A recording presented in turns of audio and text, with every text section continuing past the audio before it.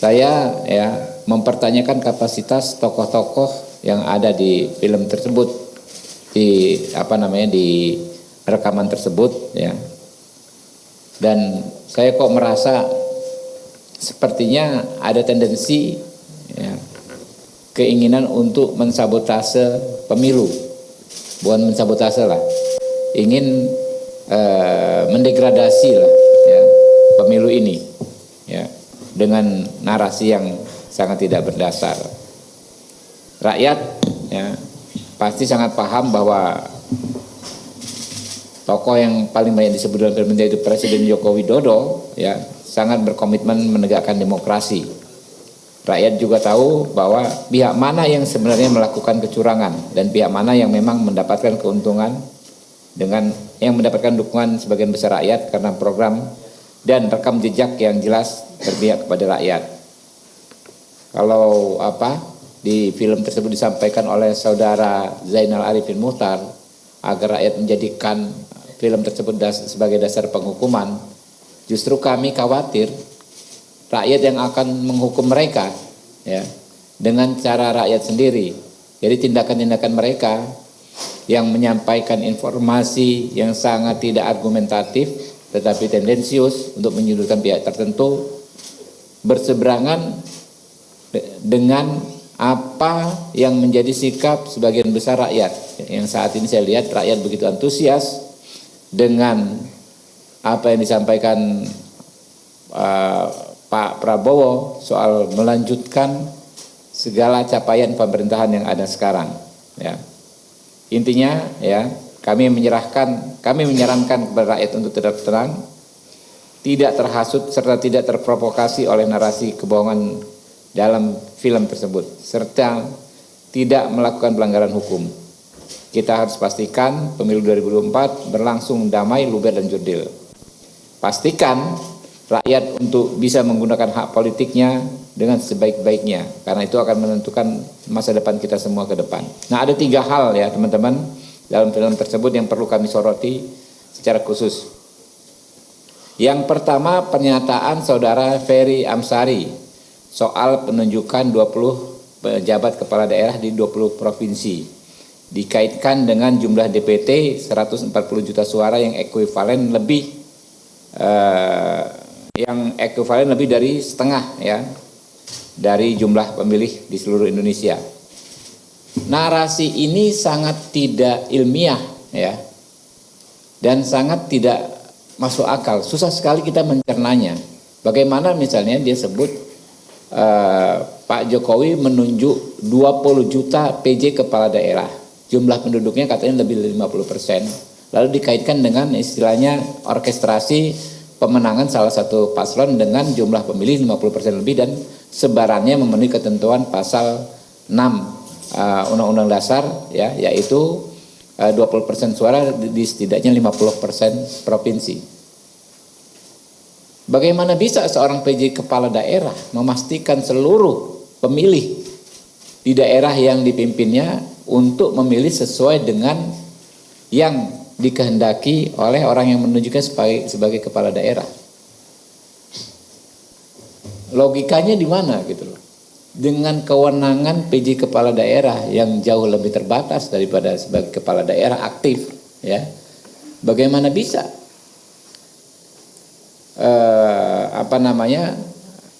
skenario yang disampaikan Ferry Amsari itu terwujud? 20 kepala daerah ini yang penduduknya lebih dari 50% ya, memastikan orang di situ memilih paslon yang diinginkan presiden semua.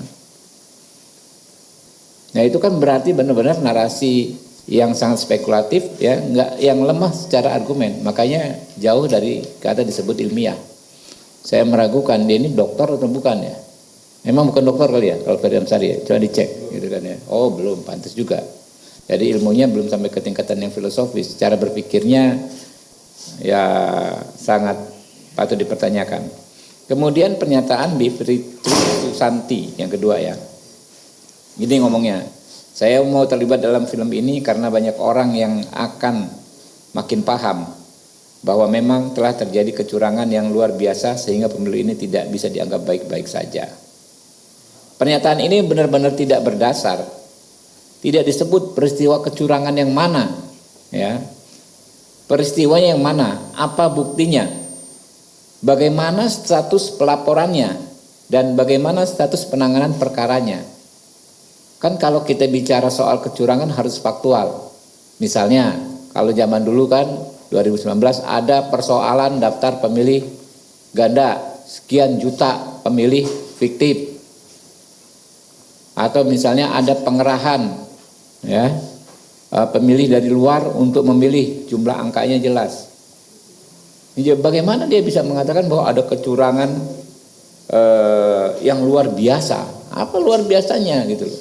Kalau ada 1-2 PJ kepala daerah melakukan apa yang disebut pelanggaran, apakah sudah diproses secara hukum? Jadi ini lagi-lagi murni asumsi. Yang ketiga, ya, pernyataan Zainal Arifin Mokhtar, ya, intinya mengatakan soal kepala desa abdesi, ya, yang dikatakan kepala desa digunakan untuk memenangkan paslon tertentu. Nah, ini juga nggak berdasar, ya, karena nggak disebut di kasus mana kepala desa ini sudah kerja, ya kan, lalu memastikan warga di desanya memilih paslon tertentu. Bagaimana caranya? Sama kayak kepala daerah tadi.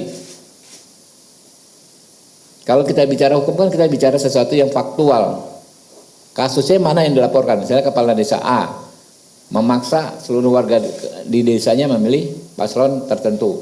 Buktinya ada, saksinya ada, perkara yang sudah dilaporkan, Bawaslu sudah menangani dan Bawaslu membuat keputusan.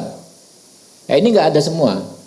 Jadi saya pikir, ya, memang film ini sengaja didesain untuk diluncurkan di masa tenang ini, ya. Ya, karena cara-cara yang fair untuk bertarung secara elektoral sudah tidak mampu lagi mereka lakukan. Kita kan gini aja, kalau nggak suka dengan salah satu paslon, kan ini event pemilu. Ya kita dukung paslon yang lain, kita lakukan cara-cara yang sesuai koridor elektoral. Nah ini karena mungkin elektabilitas Pak Prabowo dan Mas Gibran terus meroket, bahkan sudah tembus batas psikologis sekali putarannya itu 50% plus 1 suara, maka dilakukanlah cara-cara yang ini.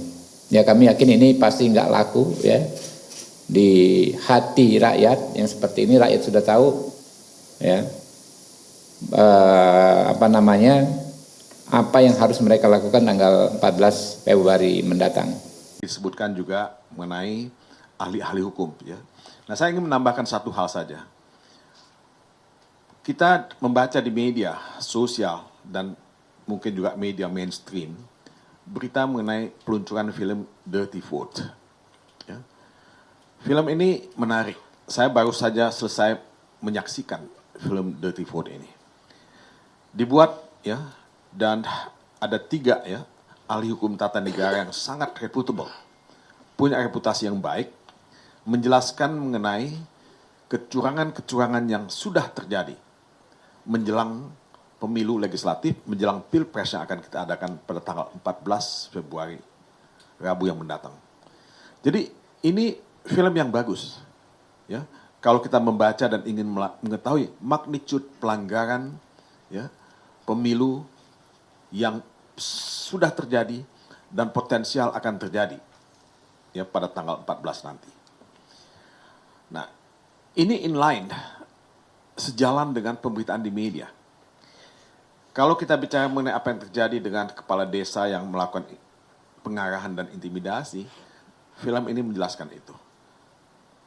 Kalau kita concern dengan misalnya politisasi bansos, film ini juga menjelaskan mengenai itu.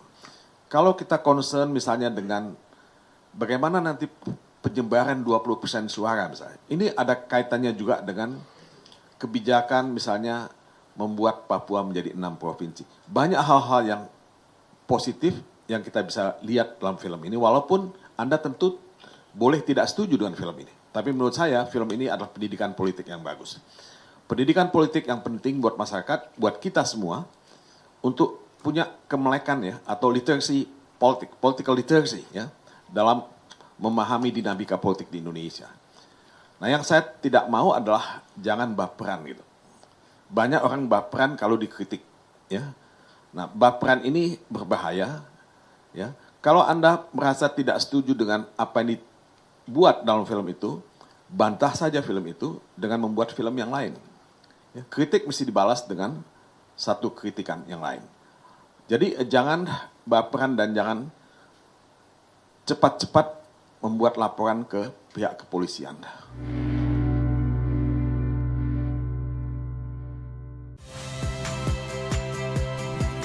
Saya Harjuno Pramendito. Saksikan program-program Kompas TV melalui siaran digital, pay TV, dan media streaming lainnya. Kompas TV, independen, terpercaya.